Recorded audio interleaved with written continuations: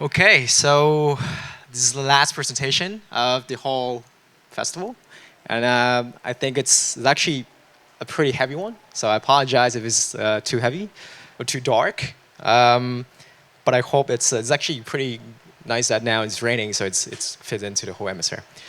My name is Joseph. I'm actually a researcher, and I'm actually primarily an artist based in Hong Kong and Vienna, and post-digital angst is basically a topic that I'm currently working on for my PhD. And it is essentially where I try to look at chiefly philosophies and theories of anxiety or angst and try to recontextualize it in the society that we're in today, right?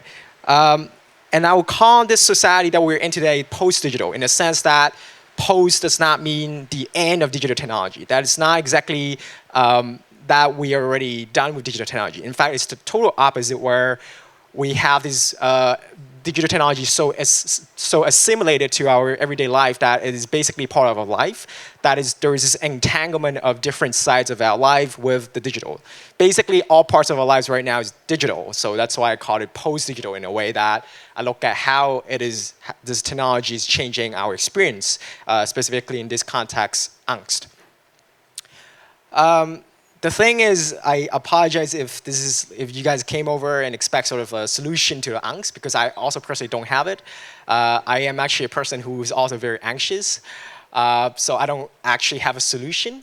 But I think more than an answer, I think angst actually poses a question, and I think that's way more important in today's society. Now, there are different ways that we can actually look at angst as a topic. You can definitely look at it from a psychological perspective, sociological, biological, and there are different fields of studies that you can look at angst. And there have been a lot of studies that have been done. But it's chiefly in my project where I actually focus on philosophy, which I think is the most interesting. And I try to boil down some of the important philosophies that was proposed in the period of 19th to 20th century continental philosophy.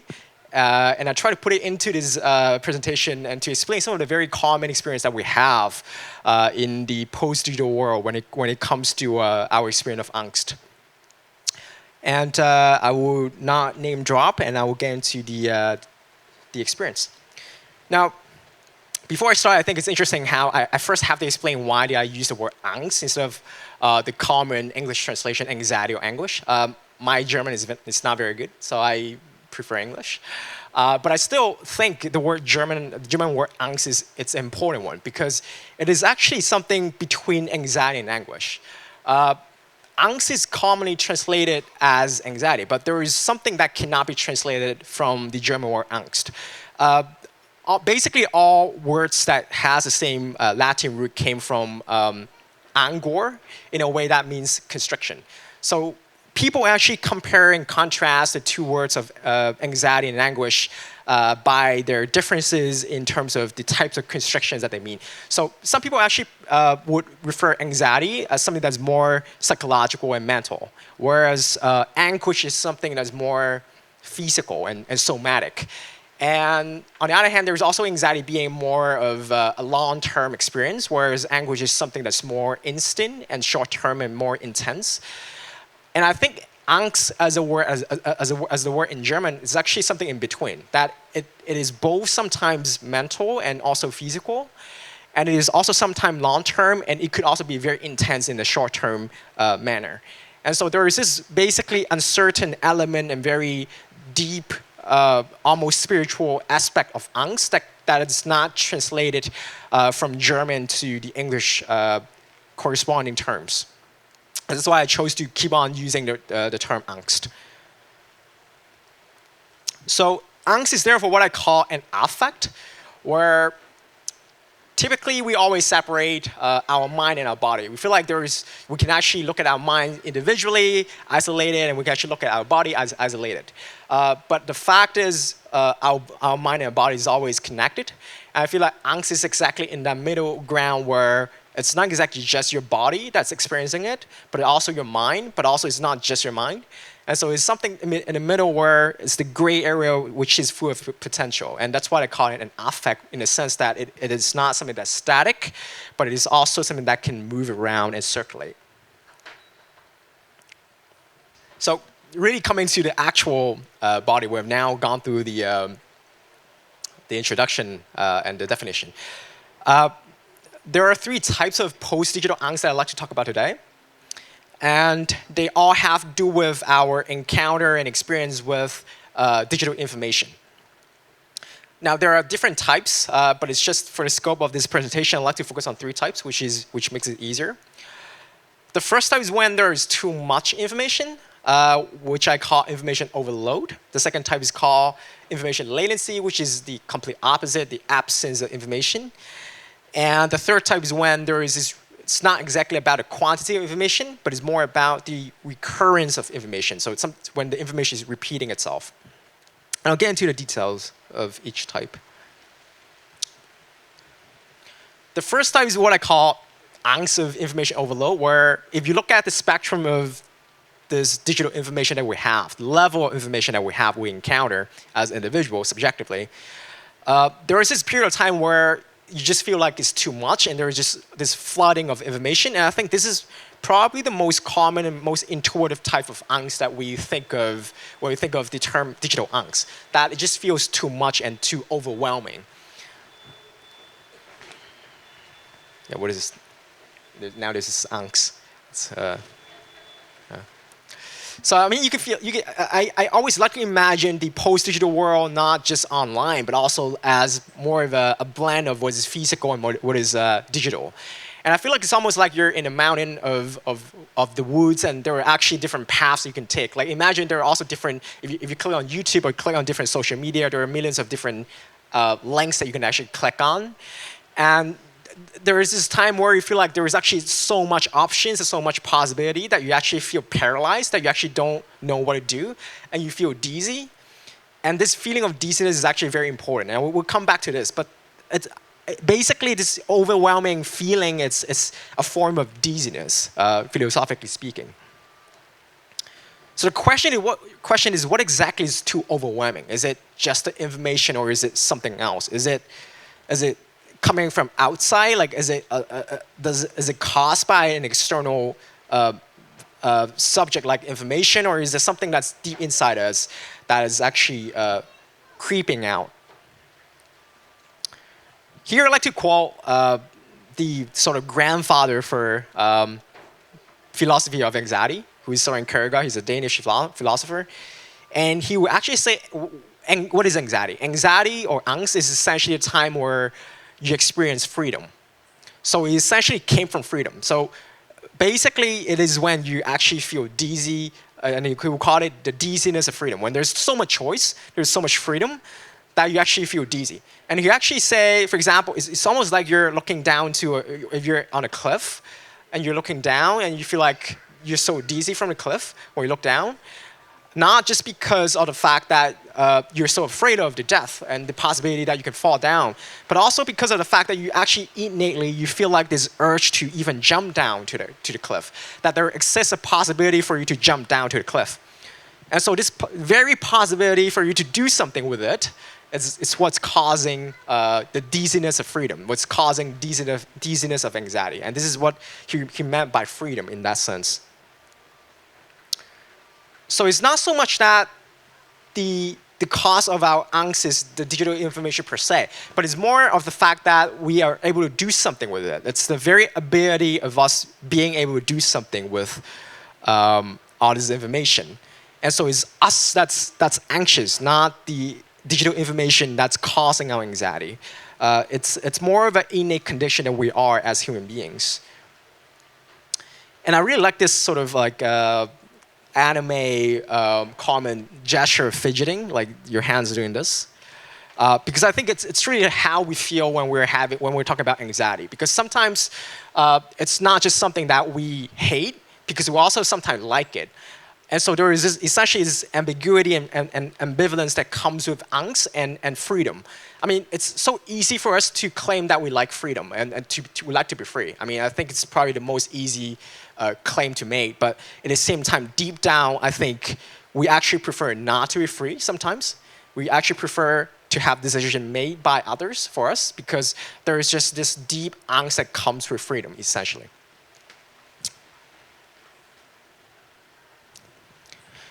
So that's first type, which is when there is too much information. The second type is when it's the complete opposite, right?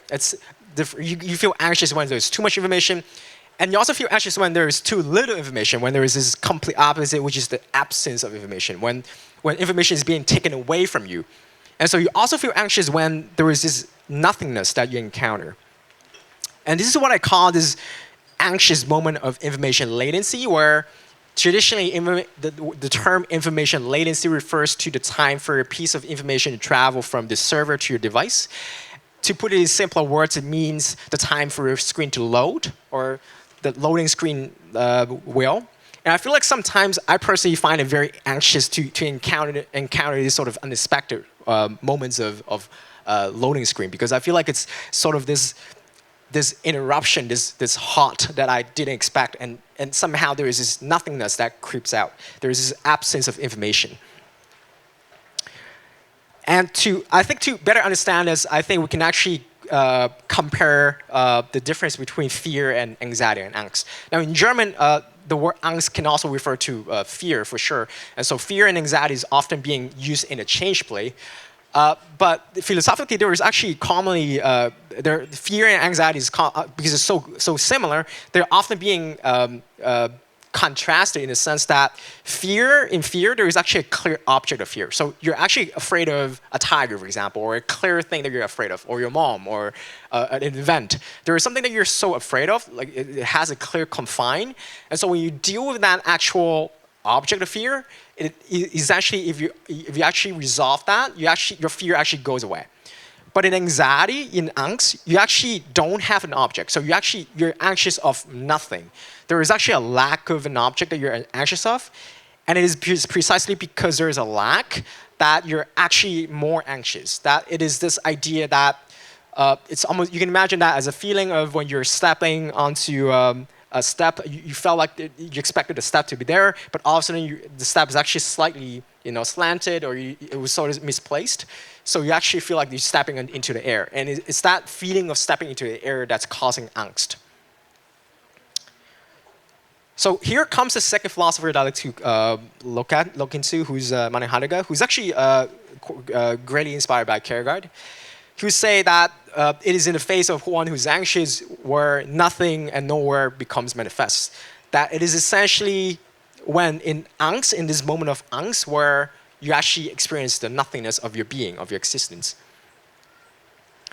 So for Heidegger, his idea of angst is sort of different than the first step that Kierkegaard mentioned. So Kierkegaard would say it's more of a general human condition where it's more something that's always there. But for Heidegger, angst is a specific moment. It's more like a moment of time where you actually have this sort of existential crisis.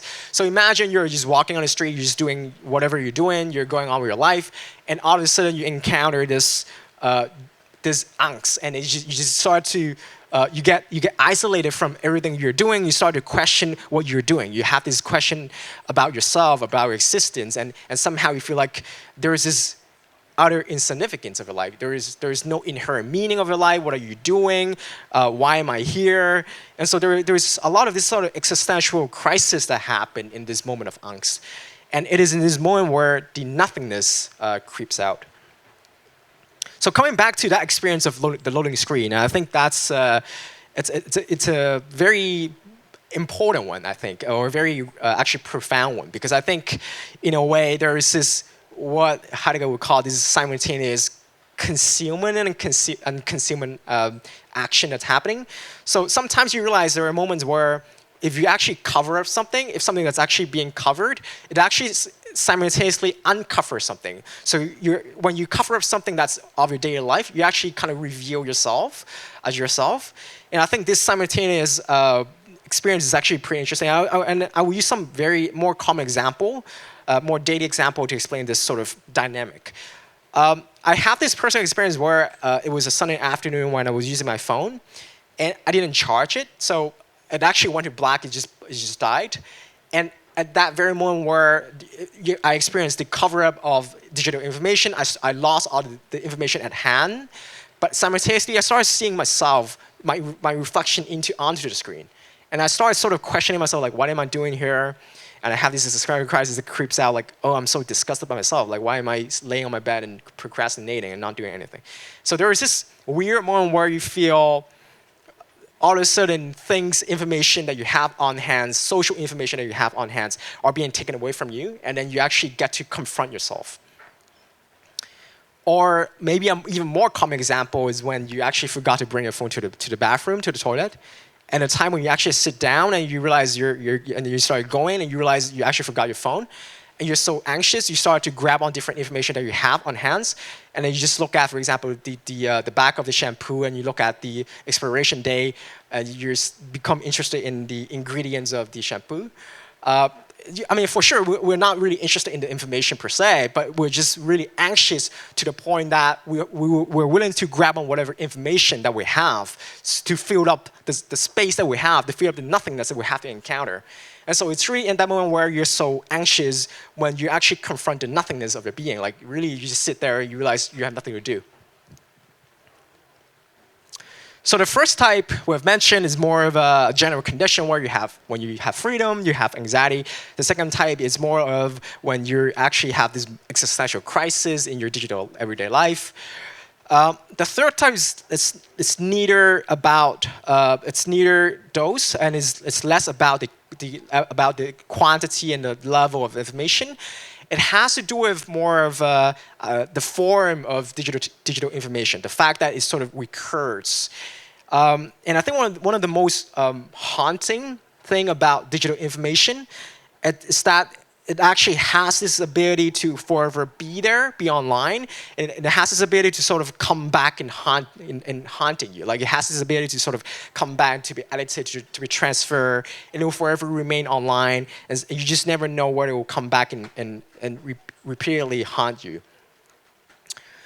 This idea, this feeling of sort of like deja vu and also being trapped, this involuntary repetition is what the third writer or philosopher, I would call, someone probably say, he would describe that feeling as unheimlich, in German, unheimlich, but also in English, uncanny. But actually in German is more important because unheimlich is actually what is not totally alien. It's also something that's once you're familiar with, something that's actually more heimisch, something that's once very close to you, but you have repressed or you've forgotten.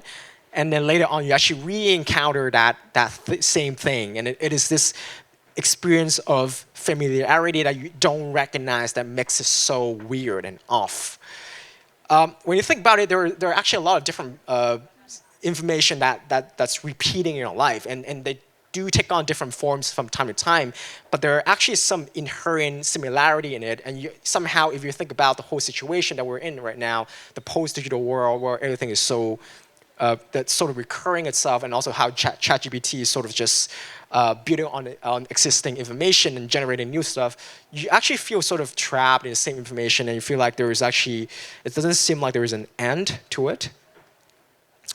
And I think YouTube advertisements are one of the examples where you actually feel like you're being trapped, like you're watching the same video over and over again, and somehow, and I really hate those brainwashing ads here. Where you actually feel like you're being stuck with the same information, and somehow no matter how hard you try to skip the ad, you just feel like you're stuck. So I actually feel like if you actually skip the button, it actually makes it worse, because I think sometimes the harder you try to repress something, to push away something, the more you're actually registering its existence. So somehow I have personally have this experience where this ad here, I'm not going to play it, but this ad here that sort of repeats itself, and I actually try to skip it every single time.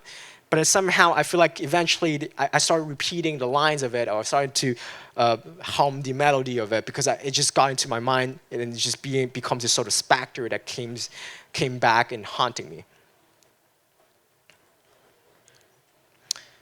So when you think about it, there's essentially something about digital information that's so haunting. Essentially, if a piece of information goes through this digitization process, it turns into almost like this immortal specter, and it will forever be always transferable and editable, and it will forever linger and circulates. Digital information like a ghost, right? It sort of like comes back, and it sort of has this a bit like a ghost that sort of come back.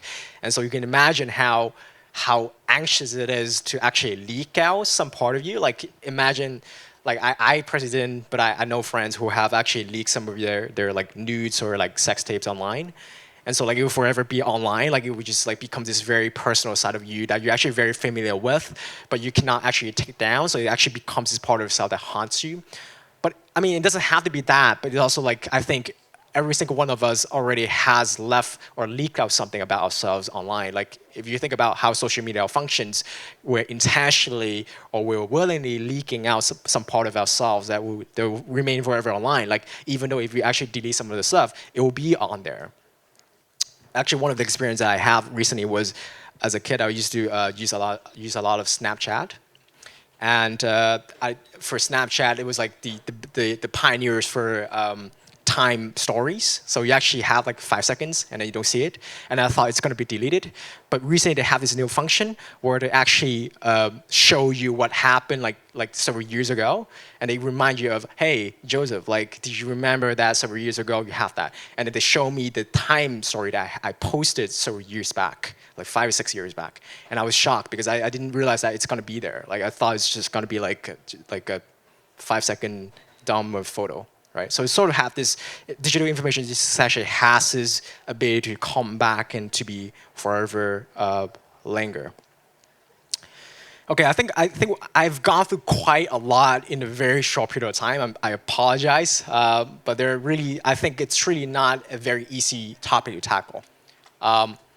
And the fact is there are really a lot of nuances and ambivalence that comes to angst. As I've mentioned at the beginning, there's essentially a lot of gray area where we cannot really pinpoint when do we actually feel angst or not. And as I've said, I'm sorry this is not going to be offering you guys a solution. In fact, probably give you more angst and probably give you more question. But I think it's important how at least we can think about it this way, right? The angst does not come from technology. It is not because of technology that we have angst.